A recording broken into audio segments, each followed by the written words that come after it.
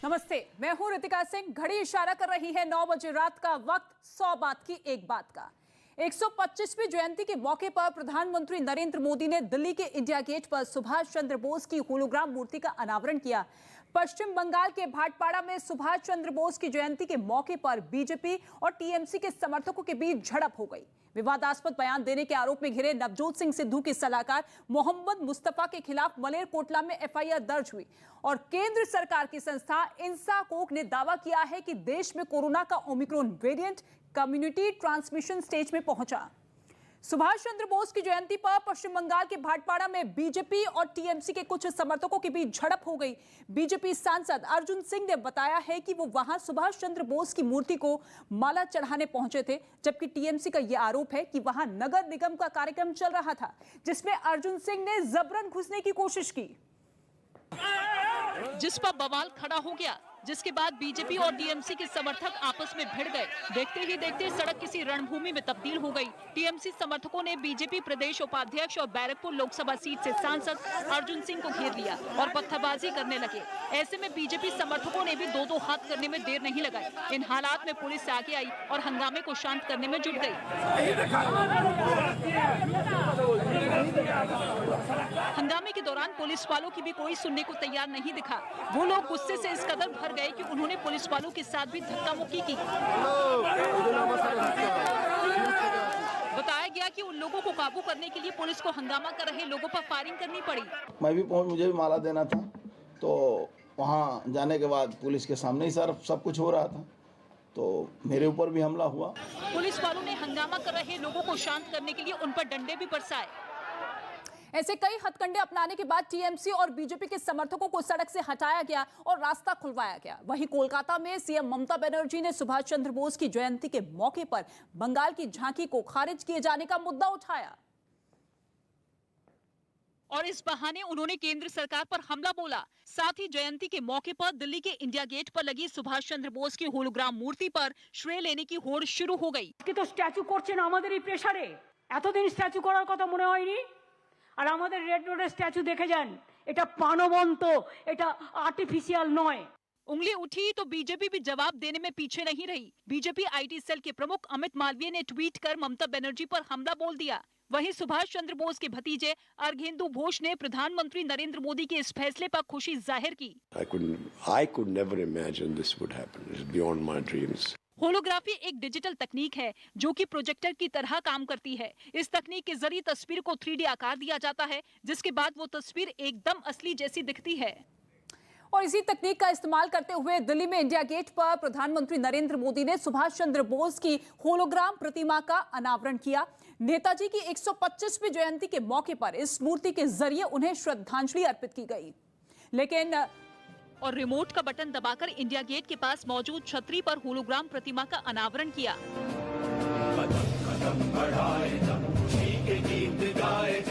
इस मौके पर गृह मंत्री अमित शाह भी उनके साथ मौजूद रहे। सुभाष चंद्र बोस की प्रतिमा का अनावरण प्रधानमंत्री नरेंद्र मोदी ने 125वीं जयंती के मौके पर किया है। ये होलोग्राम प्रतिमा तब तक वहां मौजूद रहेगी जब तक नेताजी की ग्रेनाइट से बनी मूर्ति बन नहीं जाती। देश की आने वाली पीढ़ियों को अनेक सालों तक, अनेक युगों तक पराक्रम, देशभक्ति और बलिदान की प्रेरणा देगी। होलोग्राफी एक डिजिटल तकनीक है जो कि प्रोजेक्टर की तरह काम करती है। इस तकनीक के जरिए तस्वीर को 3D आकार दिया जाता है, जिसके बाद वो तस्वीर एकदम असली जैसी दिखती है।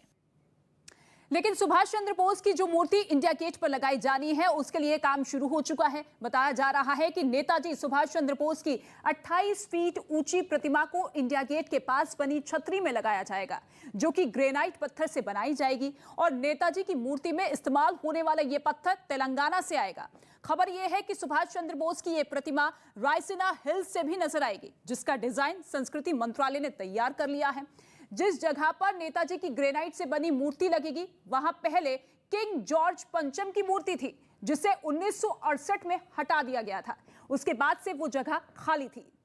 और प्रधानमंत्री नरेंद्र मोदी ने न सिर्फ नेताजी की होलोग्राम मूर्ति का अनावरण किया, बल्कि पराक्रम दिवस पर सुभाष चंद्र बोस आपदा प्रबंधन पुरस्कार से भी कुछ लोगों को सम्मानित किया गया। ये पुरस्कार उन लोगों और संस्थाओं में बांटे गए जिन्होंने साल 2019 से 2021 के बीच आपदाओं से जूझ रहे लोगों की मदद की थी।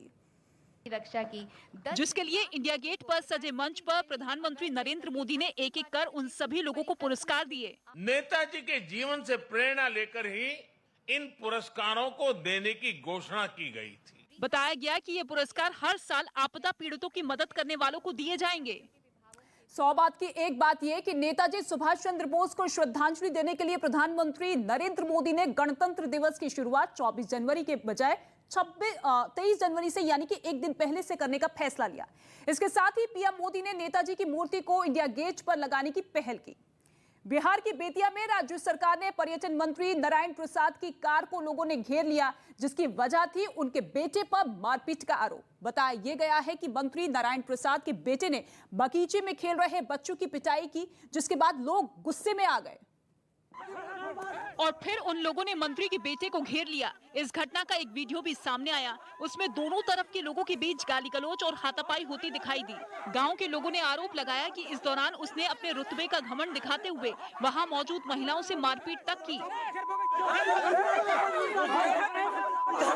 दावा किया गया कि इस दौरान उन लोगों ने कई बार फायरिंग भी की, जिससे कई लोगों को चोटें आईं। बंदूक एक बार फायरिंग किए और उसके बाद इसको मार दिए बंदूक के नाल से, तो इसका फट गया। हालांकि हंगामा बढ़ते ही मंत्री के बेटे के साथ आए लोग वहां से भाग खड़े हुए। लेकिन ये बवाल यही नहीं थमा। उनके वहां से भागने के बाद लोगों की नजर जैसे ही मंत्री की कार पर पड़ी, वो लोग उस पर टूट पड़े, जिसे संभालने के लिए पुलिस को आगे आना पड़ा। क्योंकि मंत्री के बेटे की हरकत से गुस्साए लोग किसी की सुनने को तैयार नहीं थे। पुलिस वाले लगातार उन्हें सड़क से हटने की अपील करते रहे, लेकिन लोगों ने मंत्री की गाड़ी को वहां से ले जाने नहीं दिया। वो लोग वहीं चक्का जाम कर न्याय की मांग करने लगे। सब लोग आया, छोड़ा दिया, भाग गया सब खेते खेत। उसका गाड़ी है, गाड़ी हम जाने नहीं देंगे। हालांकि इस मामले में मंत्री नारायण प्रसाद ने भी सफाई दी। उन्होंने दावा किया कि झगड़े की शुरुआत गाँव वालों की तरफ से हुई। वहाँ जाने के बाद फिर लोग सारे लोग उन पर पड़ गए हैं, टूट पड़े हैं, राइफल भी छीन लिए। इस मारपीट के बाद गुस्साए लोगों ने मंत्री की गाड़ी में तोड़फोड़ भी की, जिसकी वजह से उसके शीशे भी चकनाचूर हो गए। 100 बात की एक बात यह कि जहां ये घटना हुई वो दरअसल मंत्री नारायण प्रसाद का बागान था, जहां बच्चे खेल रहे थे। बताया गया है कि इससे भड़के मंत्री के बेटे ने उन्हें वहां से भगाना चाहा, जिससे लड़ाई बढ़ गई। नौबत जब मारपीट तक पहुंची तो गांव के लोगों ने बीच बचाव किया। दावा किया गया है कि इसके बाद वो लोग फायरिंग करते हुए खेत के रास्ते भाग गए, जिससे लोगों का पारा चढ़ गया और उन लोगों ने मंत्री की कार पर कब्जा कर उसकी सूरत ही बिगाड़ दी। बिहार के आरा में रेत के घाट पर अवैध खनन को लेकर वर्चस्व की जंग में दो गुटों के बीच जमकर गोलियां चली, जिसमें 2 लोगों की मौत हो गई है। यह घटना 21 जनवरी की है, जब रेत के एक घाट का टेंडर होने के बाद वहां काम शुरू करने से पहले पूजा की जा रही थी। बाद में इस घटना का एक वीडियो सोशल मीडिया पर वायरल हो गया और उस वीडियो में घाट की पूजा में शामिल होने आए कुछ लोग वहां बैठे दिखाई दिए। इससे पहले कि घाट की पूजा हो पाती, वहां ताबड़तोड़ गोलियां चलने लगी। फायरिंग की वजह से वहां भगदड़ मच गई। पूजा में शामिल होने आए लोग वहां से जान बचाकर भागते नजर आए। इस दौरान वहां कुछ लोग हाथों में हथियार लिए दिखे, जिन्होंने दूसरी तरफ से गोलीबारी शुरू होने के बाद वहां मोर्चा संभाल लिया और फिर दूसरे पक्ष के लोगों पर फायरिंग शुरू कर दी। वहां मौजूद एक आदमी तो उन लोगों को अलग अलग पोजीशन लेने की बात तक कहता रहा। अरे पोजीशन आप लोग अलग अलग ले लीजिए, एक जगह मत रहिए, अलग अलग पोजीशन लीजिए। दोनों तरफ से गोलियों की बौछार शुरू हो गई। तभी दूसरी तरफ से आई गोली वहां मौजूद एक आदमी को लग गई, जिसके बाद वो आदमी जमीन पर गिर गया। काफी देर तक वहां इसी तरह दोनों पक्षों की तरफ से फायरिंग होती रही। 100 बात की एक बात यह कि भोजपुर जिले के कोइलवा थाना इलाके में लंबे समय से सुनहरे रेत का काला खेल चलता आ रहा है और इसमें अब तक 2 दर्जन से ज्यादा लोगों की मौत हो चुकी है। इलाके में अवैध रेत खनन को लेकर 2 गुट सत्येंद्र पांडे और विदेशी राय के बीच लंबे समय से विवाद चल रहा है। हालांकि इस वक्त सत्येंद्र पांडे जेल में बंद है, लेकिन घाट का टेंडर लेने वाले दीपक सिंह ने अवैध रेत खनन को लेकर सत्येंद्र पंडित पर हत्या का आरोप लगाया। वहीं पुलिस केस दर्ज कर मामले की छानबीन में जुटी हुई है। विवादास्पद बयान देने के आरोप में घिरे सिद्धू के सलाहकार मोहम्मद मुस्तफा के खिलाफ एफआईआर दर्ज हुई। विवादास्पद बयान देने के आरोप में घिरे नवजोत सिंह सिद्धू के सलाहकार और पंजाब की मंत्री रजिया सुल्ताना के पति मोहम्मद मुस्तफा के खिलाफ पुलिस ने एफआईआर दर्ज कर ली, जिसके बाद विरोधियों ने मोहम्मद मुस्तफा पर हमले और तेज कर दिए और उनकी गिरफ्तारी की मांग की। आम आदमी पार्टी के मलेर कोटला के कैंडिडेट और तमाम वर्कर्स ने ये एफआईआर दर्ज कराई है। That man deserves to be arrested. विरोधियों के हमले तेज हुए तो आरोपों में घिरे मोहम्मद मुस्तफा सामने आए और उन्होंने अपने विवादास्पद बयान पर सफाई दी। मैं सोता हुआ भी ये लफ्ज नहीं निकाल सकता कि हिंदुओं को जलसे नहीं होने दूंगा। देश में ओमिक्रॉन की दहशत के बीच वैज्ञानिकों ने बड़ी जानकारी दी। कोरोना वायरस की जीनोम सीक्वेंसिंग करने वाली सरकारी संस्था इंसाकोक ने दावा किया कि ओमिक्रॉन कम्युनिटी स्प्रेड चरण में पहुंच चुका है और कई महानगर इसकी चपेट में हैं। कांग्रेस ने उत्तराखंड विधानसभा चुनाव के लिए 53 उम्मीदवारों की पहली लिस्ट जारी की, जिसमें हरीश रावत और हरक सिंह रावत दोनों नेताओं के नाम शामिल नहीं हैं। उत्तराखंड में 14 फरवरी को वोट डाले जाएंगे। यूपी के अलीगढ़ में गलती से एक सिपाही की बंदूक से गोलियां चल गई, जिससे इलाके में हड़कंप मच गया। इस घटना में गोली लगने से 3 लोग घायल हो गए। उत्तर प्रदेश में कांग्रेस के लड़की हूँ लड़ सकती हूँ अभियान के जवाब में बीजेपी ने अपनी महिला नेताओं को मैदान में उतार दिया। इसके लिए खास तौर पर राजधानी लखनऊ में समाजवादी पार्टी से आई अपर्णा यादव और कांग्रेस से बीजेपी में शामिल हुई अदिति सिंह ने डोर टू डोर कैंपेनिंग की। इस दौरान उनके साथ प्रियंका मौर्य और केंद्रीय मंत्री अनुराग ठाकुर भी नजर आए। मैं तो कहूँगा उत्तर प्रदेश की जनता यही कहती है, अपराधियों पर बुलडोजर का वार, यूपी फिर मांगे भाजपा सरकार। इस अभियान में सबकी निगाहें समाजवादी पार्टी का दामन छोड़ बीजेपी में शामिल हुई अपर्णा यादव पर टिकी रही। पहली बार बीजेपी दफ्तर पहुंचने वाली अपर्णा यादव ने इसे राष्ट्रवाद की लड़ाई बताया। मैं भारतीय जनता पार्टी राष्ट्रवाद की वजह से जुड़ी हूँ। आदरणीय प्रधानमंत्री जी और हमारे प्रदेश के जो यशस्वी मुख्यमंत्री जी हैं, उनके कार्यप्रणाली से मैं बहुत ज़्यादा प्रभावित हूँ। यूपी के शाहजहांपुर में ड्रग्स की तस्करी के आरोप में एक आदमी को गिरफ्तार कर लिया गया। पुलिस ने आरोपी के पास से करीब 40 लाख रुपए की चरस भी बरामद करने का दावा किया। चीन में होने वाले विंटर ओलंपिक्स के उद्घाटन समारोह के कार्यक्रम से पहले रिहर्सल हुई, जिसमें आतिशबाजी की तैयारियों को भी परखा गया। बीजिंग में 4 फरवरी से इन खेलों की शुरुआत होगी। बीजेपी ने पश्चिमी उत्तर प्रदेश में प्रचार के लिए अपनी पूरी ताकत झोंक दी है और इस इलाके में डोर टू डोर कैंपेन करने के लिए मुख्यमंत्री योगी आदित्यनाथ और दोनों डिप्टी सीएम को एक साथ मैदान में उतार दिया गया। और इसी के तहत योगी आदित्यनाथ ने गाजियाबाद के साहिबाबाद में डोर टू डोर कैंपेन किया। इस दौरान फूल बरसाकर उनका जोरदार स्वागत किया गया और एक बच्ची ने उन्हें तिलक लगाकर भी सम्मानित किया। इसी बीच वहां एक बच्ची खड़ी दिखी, जिसे उन्होंने दुलार भी किया। मुख्यमंत्री योगी आदित्यनाथ राजीव कॉलोनी पहुंचे, साहिबाबाद की जनसंपर्क अभियान कर रहे हैं, डोर टू डोर अभियान चला रहे हैं। जनरल वीके सिंह भी उनके साथ हैं। इससे पहले जब मुख्यमंत्री का काफिला रुका तो वहां काफी भीड़ जमा हो गई, जिसे संभालने में सुरक्षा कर्मियों के पसीने छूट गए। इस दौरान वहां सीएम योगी के समर्थन में नारेबाजी भी होती रही। मुख्यमंत्री ने दलित समुदाय की बस्ती में घर घर जाकर सरकार के कामों की जानकारी देने के लिए पर्चे भी बांटे। और फिर थोड़ी देर बाद योगी आदित्यनाथ दूसरे इलाके में प्रचार करने के लिए वहां से रवाना हो गए। बीजेपी के डोर टू डोर कैंपेन का ये सिलसिला ग्रेटर नोएडा में जारी रहा, जहां डिप्टी सीएम दिनेश शर्मा ने प्रचार का जिम्मा संभाला। उन्होंने पार्टी के कुछ नेताओं और कार्यकर्ताओं के साथ घर घर जाकर वोट मांगे। इस दौरान उनका स्वागत फूलों से किया गया। बहुत धन्यवाद मोदी जी, योगी जी। बीजेपी ने यह भी दावा किया कि इस बार चुनाव में पहले से ज्यादा वोट मिलेंगे और मुझको लगता है कि बीजेपी 50% से ऊपर वोट पाएगी और 10 मार्च को बीजेपी अपना रिकॉर्ड स्वयं तोड़ेगी। इसके साथ ही डिप्टी सीएम ने कानून व्यवस्था बनाए रखने के लिए दोबारा बीजेपी को जीत दिलाने की अपील की। 100 बात की एक बात यह कि पहले चरण में पश्चिमी उत्तर प्रदेश के 11 जिलों की 58 सीटों पर चुनाव होने हैं।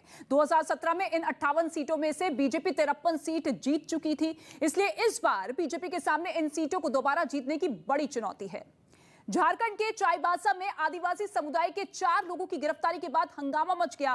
पुलिस ने दावा यह किया है कि वो लोग अलग राज्य की मांग करने के लिए वहां पर लोग जुटा रहे थे और इसलिए इन पर कार्रवाई की गई है, जिसके विरोध में तकरीबन 100 से ज्यादा लोग हाथों में हथियार लेकर पुलिस चौकी का घेराव करने पहुंच गए। और उन्होंने चौकी के सामने नारेबाजी शुरू कर दी। पुलिस ने जैसे ही उन्हें रोकने की कोशिश की, वो भड़क उठे। इसके बाद वो डंडे लेकर पुलिस की तरफ बढ़े तो पुलिस भी सख्त हो गई। वहां से जब लोगों को खदेड़ना शुरू किया गया तो प्रदर्शनकारी पुलिस पर पत्थर बरसाने लगे, जिसके जवाब में पुलिस ने लाठीचार्ज किया। साथ ही भीड़ को तितर-बितर करने के लिए आंसू गैस के गोले भी दागने पड़े। इस दौरान कई लोगों को चोट भी आई। 100 बात की एक बात यह कि झारखंड के चाईबासा में जिन 4 आदिवासी लड़कों को गिरफ्तार किया गया, उन पर अलग कोल्हान देश की मांग करने का आरोप लगा। पुलिस ने बताया है कि वो गैर कानूनी तरीके से लोगों को इकट्ठा कर माहौल बिगाड़ने की साजिश कर रहे थे और इसलिए उन पर कार्रवाई की गई।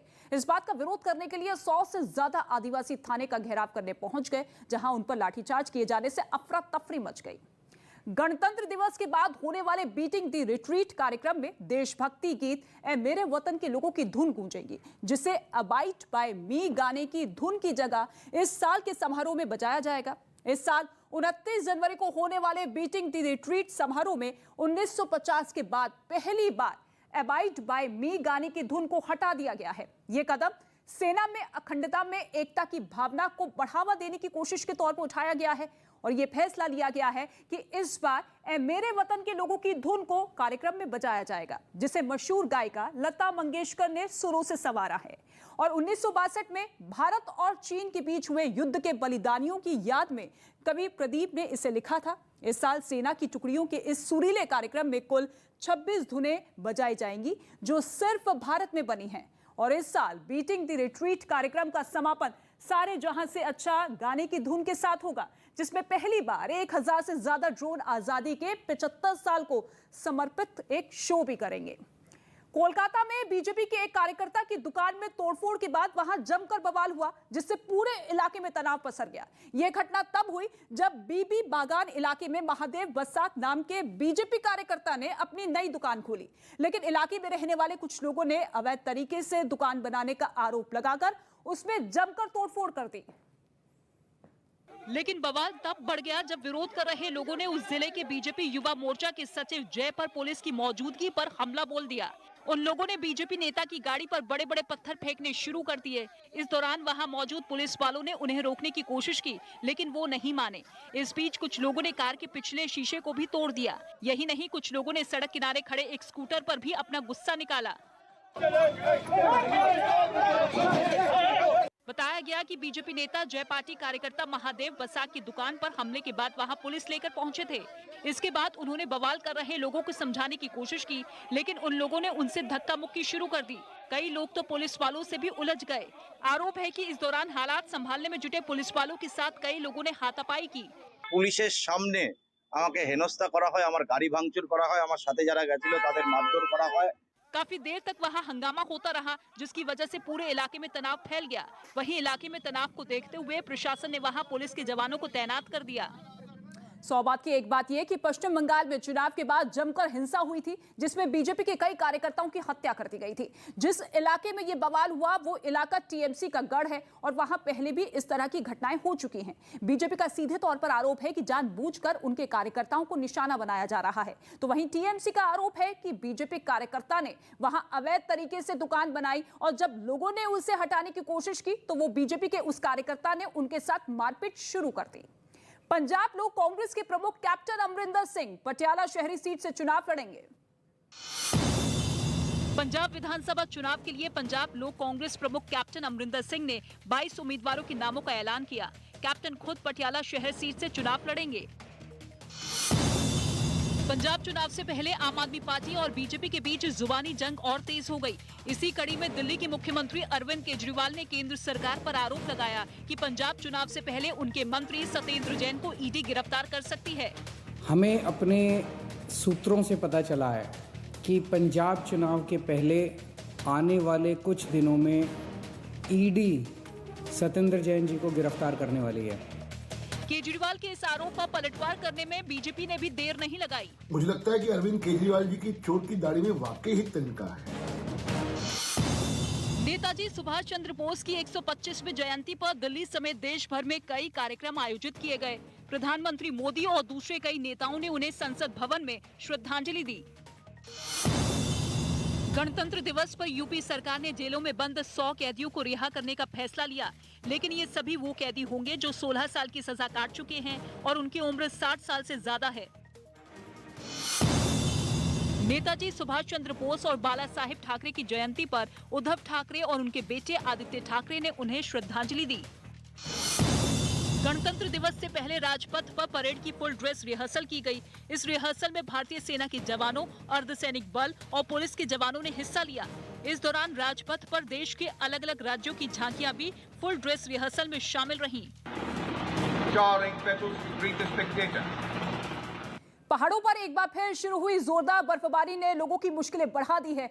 पहाड़ी राज्यों के कई इलाकों में तो इतनी बर्फ गिरी कि हर तरफ सफेद चादर ही बिछ गई, जिनमें हिमाचल प्रदेश के कई हिस्से शामिल थे।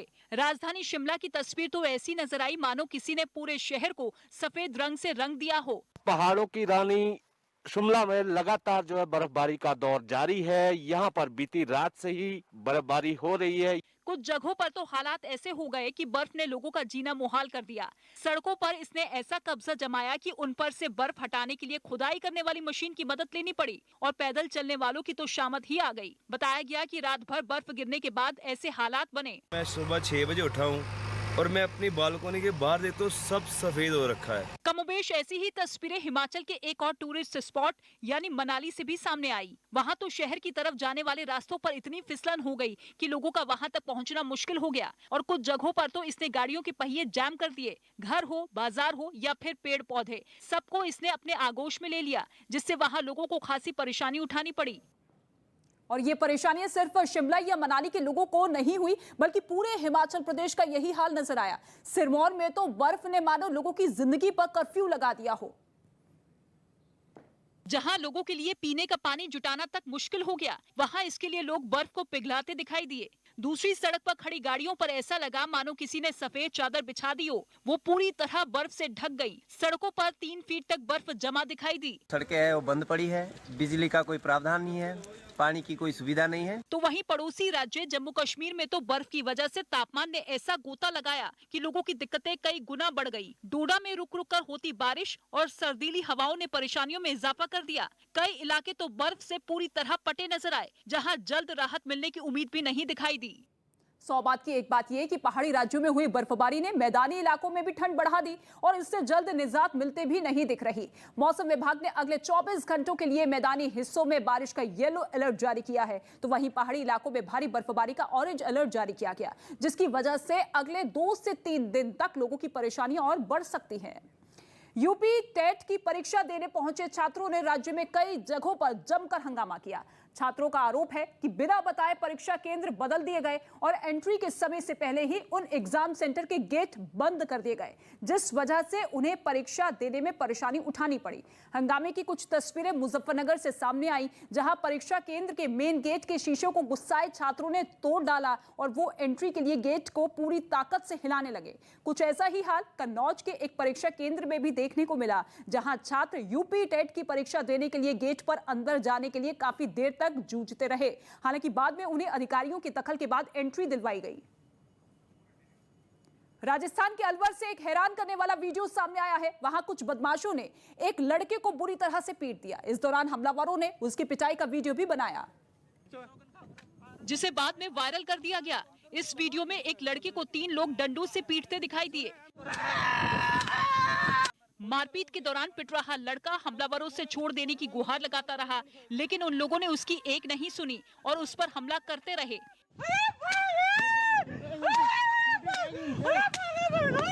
कोई पैरों पर वार करता नजर आया तो कोई उसके चेहरे पर लात मारता दिखा। इतना ही नहीं, वहां से सामने आए वीडियो में मारपीट कर रहे 2 लोगों के पास पिस्तौल भी दिखाई दी, जिससे वो लड़के के पेट पर वार करता नजर आया। इसके साथ ही दबंगों ने नारेबाजी भी की। बोल 36 बिरादरी जिंदाबाद, बोल। मारपीट के इस वीडियो की वायरल होने के बाद पुलिस भी हरकत में आई। पुलिस ने हमलावरों पर शिकंजा कसने के लिए एक टीम का गठन किया और मामले की जांच में जुट गई। 100 बात की एक बात यह कि जिन लोगों ने लड़की की पिटाई की वो बल्लू बलास गैंग के लोग बताए जा रहे हैं। इन लोगों ने इलाके में अपना दबदबा बनाने के लिए पहले लड़की की बेरहमी से पिटाई की और फिर उसका वीडियो बनाकर वायरल कर दिया। बिहार के मुजफ्फरपुर से चौंका देने वाली कुछ तस्वीरें सामने आई। वहां 10वीं क्लास में पढ़ने वाली एक छात्रा से रेप के आरोप पर बवाल खड़ा हो गया। आरोप यह है कि उसी स्कूल के एक टीचर ने उस छात्रा को परीक्षा देने के नाम पर अपने पास बुलाया और फिर उसका रेप किया, जिसका पता चलते ही छात्रा के परिवार वाले इलाके के कुछ लोगों के साथ स्कूल पहुंच गए और आरोपी टीचर को घेर लिया। इस बीच पुलिस भी वहां पहुंच गई और आरोपी को वहां से ले जाने लगी, लेकिन गुस्साए लोगों ने टीचर को इतना मारा कि पुलिस को उसे अपनी गाड़ी में बिठाना तक मुश्किल हो गया। हंगामा कर रहे लोगों की मांग है कि आरोपी टीचर के खिलाफ सख्त कार्रवाई की जाए। मास्टर को यहाँ से डिसमिस करके और उसे कानूनी सजा दिया जाए। पुलिस ने भरोसा दिया कि इस मामले की जांच के बाद आरोपी के खिलाफ कार्रवाई की जाएगी। हम आए, उसको मैंने थाना पर भेजे, आवेदन ले रहे हैं। छात्रा से छेड़खानी के आरोपी टीचर पर लोगों का गुस्सा इस कदर फूटा कि उसे जब पुलिस वहां से ले जाने लगी तो वो उसे पीटने के लिए गाड़ी के पीछे दौड़ पड़े। 100 बात की एक बात यह कि एक स्कूल के शिक्षक पर प्रैक्टिकल एग्जाम के बहाने छात्रा के रेप का आरोप लगा, जिससे गुस्साए लोगों ने उससे मारपीट की। बाद में पुलिस उसे गिरफ्तार कर अपने साथ ले गई। ममता बनर्जी ने एनसीसी की तर्ज पर बंगाल के स्कूलों में जय हिंद वाहिनी के गठन का ऐलान किया। कोलकाता में नेताजी सुभाष चंद्र बोस की 125वीं जयंती पर एक कार्यक्रम का आयोजन किया गया, जिसमें मुख्यमंत्री ममता बनर्जी शामिल हुई। इस दौरान उन्होंने नेताजी की याद में एनसीसी की तर्ज पर बंगाल के स्कूलों में जय हिंद वाहिनी के गठन का ऐलान किया। देश भर में बीते 24 घंटे में कोरोना के 3,33,000 से ज्यादा मामले सामने आए, जबकि इस महामारी से 525 लोगों की मौत हो गई। छत्तीसगढ़ के बीजेपी नेता और नेता प्रतिपक्ष धर्मलाल कौशिक ने 230 किसानों की खुदकुशी के आंकड़े पेश किए और इन आंकड़ों के जरिए उन्होंने राज्य सरकार पर हमला बोला। धर्मलाल कौशिक ने बताया कि किसानों की आत्महत्या के ये आंकड़े 1 जनवरी 2020 से नवंबर 2021 तक के हैं, जिस पर राज्य का सियासी पारा चढ़ गया। बड़े बड़े दुहाई देने वाली सरकार की पोल खुल गई है कि लगातार यहाँ पर किसान छत्तीसगढ़ में आत्महत्या कर रही है। लेकिन प्रदेश के संसदीय कार्य मंत्री रविंद्र चौबे ने इन आंकड़ों पर ही सवाल उठा दिए। कहाँ से माननीय नेताजी को ये किसानों की आत्महत्याओं की सूचना मिलती है? मैं तो उनके जो सूचना के स्रोत है उसी पे मुझे तरस आता है। यूपी के अमेठी में टीईटी परीक्षा के दौरान नकल करने के आरोप में एक छात्र को पकड़ लिया गया। आरोप है कि परीक्षा पास करने के लिए वो कान में लगे इलेक्ट्रॉनिक डिवाइस से मदद ले रहा था। बीएसपी ने यूपी चुनाव के लिए स्टार प्रचारकों की सूची जारी कर दी। इनमें मायावती, आनंद कुमार और सतीश चंद्र मिश्रा समेत 30 नेताओं के नाम शामिल हैं। गोवा में जीत के बाद पार्टी न छोड़ने के लिए कांग्रेस उम्मीदवारों को दिलाई गई शपथ पर सियासी घमासान शुरू हो गया। बीजेपी ने इस शपथ के बहाने कांग्रेस को निशाने पर लिया। जीवन के उन सार्थक मूल्यों को जिससे राजनीति में शुद्धता आती है उसे महत्व नहीं देते हैं, उनके लिए मंदिर, मस्जिद, गिरजाघर में लिया गया शपथ सिर्फ दिखावा है। बीजेपी के इस बार पर पलटवार करने में कांग्रेस ने भी देर नहीं लगाई। भारतीय जनता पार्टी ने भारत सरकार बनाई है और प्रांतों में सरकारें हैं। तब से एमएलएज और एमपीज को खरीदो फरोख्त, डराना, धमकाना, हॉर्स ट्रेडिंग, ये हर जगह। खबर है कि अरुणाचल प्रदेश लुंगता जोर इलाके से पिछले दिनों लापता हुआ 17 साल का लड़का चीन में मिल गया। ये जानकारी तेजपुर के एक सेना के अधिकारी ने दी और बताया कि चीन की सेना उसे भारत को सौंपने की तैयारी कर रही है। राजस्थान के अलवर से एक हैरान करने वाला वीडियो सामने आया है। वहां एक समारोह में डांस के दौरान हवाई फायरिंग की गई, जिससे हड़कंप मच गया। बताया यह गया है कि फायरिंग का यह वीडियो 17 जनवरी का है, जिसका वीडियो अब सामने आया, जिसमें कुछ लोग एक साथ डांस करते नजर आए। इसी बीच एक लड़के ने हवा में पिस्तौल उठाई और फायरिंग कर दी। इसके बाद वो अपने साथियों के साथ डांस करने लगा। बताया गया कि ये वीडियो 6 दिन पुराना है, जो अब सोशल मीडिया पर वायरल हो गया। वहीं इस वायरल वीडियो के सामने आने के बाद पुलिस हरकत में आ गई। जो भी संभावित स्थान है वहाँ सब पर दबिश दी जा रही है और उनको ढूंढने के लिए हमने टीमों का गठन कर दिया है। पुलिस ने आरोपी के खिलाफ मुकदमा दर्ज कर लिया और जाँच में जुट गयी। झारखंड के गुमला से हैरान करने वाली कुछ तस्वीरें सामने आई हैं। वहां वैक्सीन नहीं लेने वालों पर सख्ती बरती गई। कोरोना की बढ़ती रफ्तार को देखते हुए प्रशासन ने वहां घर घर जाकर टीका लगाने का अभियान चलाया। और इसी के तहत चैनपुर की एसडीओ खुद स्वास्थ्य कर्मियों के साथ लोगों को घर घर जाकर टीका लगवाने पहुंची, जिन्हें देखकर वहां मौजूद लोग डर कर भागने लगे। एसडीओ ने इन लोगों से टीका लगवाने के लिए अपील की, लेकिन उन्होंने वैक्सीन लेने से साफ इनकार कर दिया, जिसके बाद एसडीओ उन्हें समझाने में जुट गयी। अरे कोई दिक्कत नहीं है, कोई दिक्कत नहीं है। लेकिन काफी समझाने के बाद भी जब लोग नहीं माने तो उन्हें पकड़कर टीके लगाए गए। बैठिए ना पहले। वहीं इसी तरह की एक दूसरी तस्वीर में भी कुछ लोग टीका लगवाने से बचते दिखाई दिए, जिसके बाद उनके साथ भी सख्ती की गई। रिएक्शन नहीं होना चाहिए, नहीं होगा। हालांकि कई लोग ऐसे भी मिले जिन्होंने आसानी से वैक्सीन की डोज लगवा ली। 100 बात की एक बात ये कि कई लोगों के मन में वैक्सीन को लेकर गलत अफवाह फैली हुई है, जिसके चलते वो वैक्सीन लेने से कतराते हैं। और गुमला में भी यही हुआ, वहां भी लोगों में डर फैला दिया गया कि कहीं वैक्सीन लेने से शरीर में कोई रिएक्शन ना हो जाए। ऐसे में चैनपुर की एसडीओ ने खुद मोर्चा संभालते हुए लोगों के घर घर जाकर उनका डर दूर किया और उन्हें वैक्सीन की डोज लगवाई। लाल किला हिंसा के आरोपी लखा सिधाना को टिकट देने पर सियासी घमासान शुरू हो गया। पंजाब में होने वाले विधानसभा चुनाव में किसानों के संगठन संयुक्त समाज मोर्चा के लाल किला हिंसा के आरोपी लखा सिधाना को टिकट देने पर घमासान छिड़ गया। संयुक्त समाज मोर्चा ने पंजाब की 35 विधानसभा सीटों के लिए उम्मीदवारों की अपनी दूसरी लिस्ट जारी की, जिसमें लखा सिधाना को भी टिकट दिया गया, जिस पर बीजेपी ने निशाना साधा कि लाल किले की घटना सुनियोजित थी। ऐसा नहीं होता तो कम से कम ऐसे अवांछित ताकतों को चुनावी प्रक्रिया में हिस्सा बनाते। लाल किला हिंसा के आरोपी को टिकट देने के मसले पर कांग्रेस भी हमलावर हो गई। इस बहाने उसने बीजेपी को भी घेरने में देर नहीं लगाई। जिसने लाल किले पे हंगामा किया था तो वो मुनासिब नहीं है, लेकिन भारतीय जनता पार्टी को अपनी गिरेबान में देखना चाहिए। यूपी के अलीगढ़ की अतरौली सीट से बीजेपी के प्रत्याशी के खिलाफ आचार संहिता के उल्लंघन का केस दर्ज किया गया। आरोप है कि इन्होंने अपने समर्थकों के साथ बिना इजाजत एक जुलूस निकाला।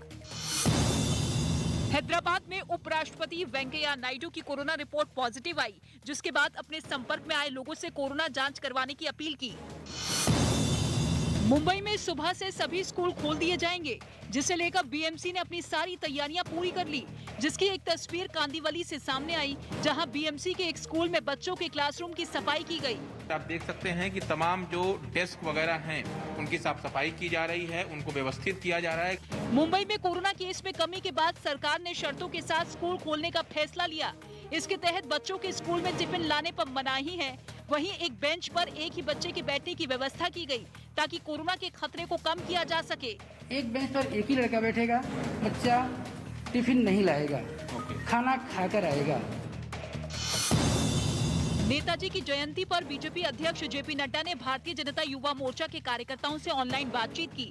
इस दौरान उन्होंने कोरोना के समय युवा मोर्चा के कामों की तारीफ की। युवा मोर्चा के कार्यकर्ता पार्टी का भविष्य है, याद रखिएगा।